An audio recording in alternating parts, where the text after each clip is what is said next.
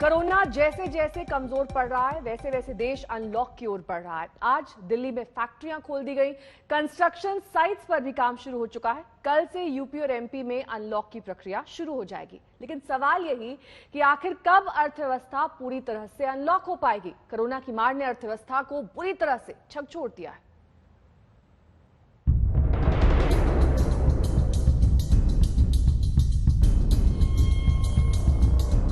Corona की दूसरी लहर मंद पड़ रही है तो देश अनलॉक की ओर बढ़ चला है। सूनी सड़कों पर फिर से रौनक होगी, बंद दुकानों के शटर खुलेंगे, शांत पड़ी फैक्ट्रियों में मशीनें फिर से शोर करेंगी। लेकिन ये दौर भयानक रहा।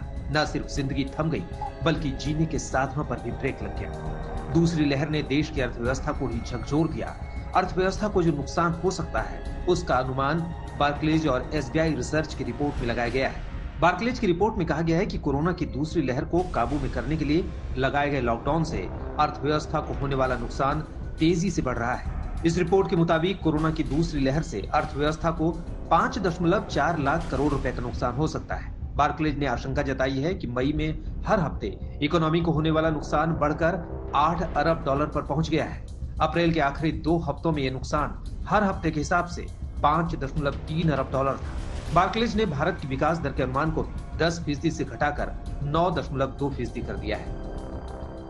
एमएसएमई सेक्टर बहुत ज्यादा तकलीफ में है और एक सर्वाइवल का प्रश्न खड़ा हो चुका है इस वक्त कि ये इंडस्ट्रीज, ये छोटे एंटरप्राइज कैसे बचेंगे।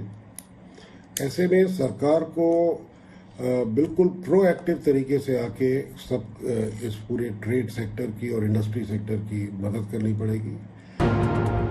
एसबीआई रिसर्च की रिपोर्ट में भी कोरोना की दूसरी लहर से होने वाले नुकसान का अनुमान जाहिर किया गया है।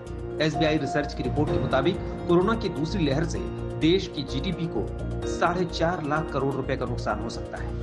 ये नुकसान जीडीपी के 2.4% के बराबर होगा। एसबीआई रिसर्च ने भी 2021-22 के लिए भारत की विकास दर के अनुमान को 10.4% से घटा दिया है। हालांकि एसबीआई रिसर्च ने नए अनुमान का आंकड़ा जारी नहीं किया है। ऑफ कोर्स सबसे ज्यादा जरूरी है कि वैक्सीनेशन प्रोग्राम जल्द से जल्द एक्टिवेट हो और जल्द से जल्द बढ़े और मैक्सिमम लोग इसमें कम हो। जब तक वैक्सीनेशन नहीं होगा, कंज्यूमर में कॉन्फिडेंस नहीं आएगा आगे स्पेंड करने के लिए और आगे ग्रोथ के लिए कंसिडर करने के लिए। कोरोना की दूसरी लहर की रफ्तार कम पड़ने से देश अनलॉक की ओर तो बढ़ चला है, लेकिन अर्थव्यवस्था के रिकवरी के लिए जो रफ्तार चाहिए वो कब आएगी, ये बड़ा सवाल है। आज तक ब्यूरो।